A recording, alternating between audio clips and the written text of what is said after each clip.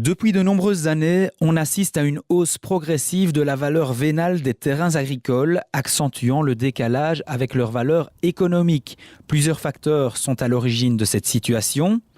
Tout d'abord, de plus en plus d'acteurs sont en présence sur le marché des terrains agricoles, des investisseurs extérieurs à l'agriculture, mais aussi les agriculteurs eux-mêmes. Il y a ensuite l'apparition des aides directes européennes liées à l'hectare, qui ont également eu pour conséquence la capitalisation de celles-ci dans le prix des terrains. Cette hausse des prix est naturellement défavorable aux jeunes agriculteurs qui doivent déjà faire face à de lourds investissements. L'objectif n'est pas que tous les agriculteurs wallons soient nécessairement propriétaires de l'ensemble des terres qu'ils exploitent, ce qui est d'ailleurs le cas aujourd'hui, puisque 68% de la superficie agricole wallonne est en faire-valoir indirect. La FJA plaide donc davantage pour une politique de location incitative qui constitue la meilleure manière d'accéder à l'outil de production qu'est la terre agricole pour les jeunes agriculteurs. Malheureusement, on s'aperçoit que les propriétaires sont de moins en moins enclins à conclure des baux à ferme avec des agriculteurs. Pour eux, la législation sur le bail à ferme et sa jurisprudence sont considérées comme trop favorables pour le locataire. Lorsqu'un propriétaire consent tout de même à conclure un bail à ferme avec un agriculteur, c'est le phénomène de pas de porte ou de chapeau qui défavorise alors les jeunes agriculteurs. Donc, je m'appelle Xavier de Coster, je suis aidant agricole ici à Jodogne, sur l'exploitation de mes parents, qui est une exploitation laitière et de grande culture. J'ai commencé à la FJA comme membre au EPJ, la section locale ici de Wavre et Jodogne. Puis alors après 2-3 ans, j'ai été à la province, j'ai commencé à participer un peu aux réunions que la FJA organisait sur les thématiques agricoles. Et puis après 4 ou 5 ans, je suis devenu vice-président national et maintenant ça fait 6 ou 7 ans que je suis vice-président national. C'est une bonne chose qu'on ait mis ce problème-là sous la table, parce que c'est vraiment un énorme problème pour les jeunes de s'installer. Parce que acheter des terres, les jeunes qui veulent s'installer, ils ne savent pas le faire s'ils n'ont pas de fonds extérieurs de leur famille ou autre. Pour avoir une bonne idée du niveau des transactions, du prix des transactions, du nombre de transactions, et et combien de transactions vont à des jeunes et n'y vont pas. Ça pourrait permettre à des jeunes de s'installer. S'ils avaient dû acheter des terres, ils n'auraient pas pu le faire. Et si c'est la région qui les remet à disposition en payant simplement une location, ils vont pouvoir le faire. Mais il faudrait quand même faire attention dans quelles conditions est-ce que la région wallonne va acheter des terres et dans quelles conditions est-ce qu'elle va les redistribuer. Si la région wallonne veut vraiment intervenir dans la gestion foncière, dans un premier temps, c'est des jeunes qui ont l'opportunité d'acheter une terre, qu'ils occupent. Ils n'ont pas les moyens de le faire. Sur demande du jeune, que la région achète ces terrains-là et les reloue aux jeunes. Ça, c'est vraiment, pour moi, une solution vraiment concrète.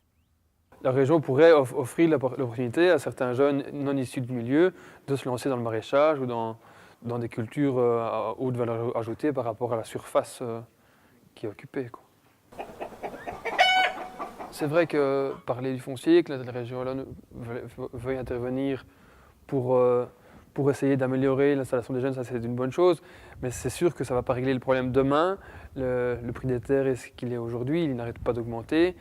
Donc ça ne va vraiment pas baisser la pression sur le foncier et que du contraire, j'ai fort peur qu'à l'avenir, elle continue à s'accentuer parce que voilà, la surface est limitée et il y a beaucoup d'acteurs extérieurs qui aimeraient bien en acquérir, donc la pression va rester.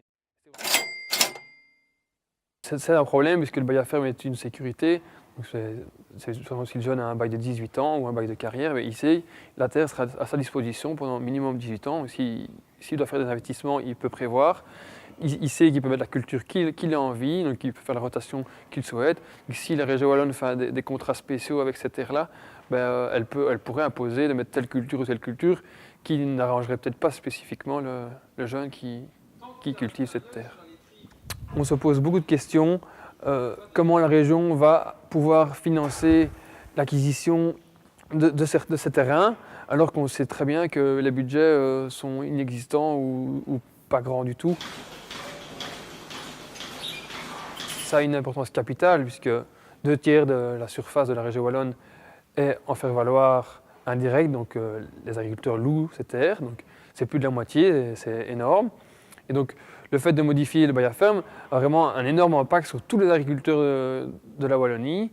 Et donc, il faudra vraiment être très attentif à tout ce qu'on pourrait changer au BioFerm et à toutes ces évolutions. Donc, on n'est pas contre de toucher au BioFerm et de le modifier, mais il faut garder absolument les fondamentaux, c'est-à-dire les durées de bail, le droit à cultiver la culture que l'on désire. On voudrait aussi maintenir également tous les mécanismes qui favorisent la transmission, donc les transmissions simples et privilégiées. Dans la nouvelle mouture du BioFerm, on pourrait imaginer d'inciter les propriétaires via certaines règles et certains avantages à privilégier l'allocation à un jeune, mais il faudrait trouver le moyen d'inciter les propriétaires à louer préférentiellement à des jeunes. Il y a un autre levier d'action qui a permis d'agir et qui permet encore d'agir aujourd'hui, c'est la transmission privilégiée à 0%. Et donc, ça a permis à beaucoup d'agriculteurs, et ça va encore le permettre, de transmettre donc, leurs terres agricoles à taux zéro, et leurs bâtiments agricoles également, à taux zéro. Donc, ce qui a donné une bonne bouffée d'oxygène à pas mal de jeunes qui s'installent quand c'est dans le cadre familial. Et donc, évidemment, que la FJA soutient la transmission à taux zéro, puisque c'est une économie quand même non négligeable quand un jeune s'installe ou quand c'est dans le cadre familial en tout cas.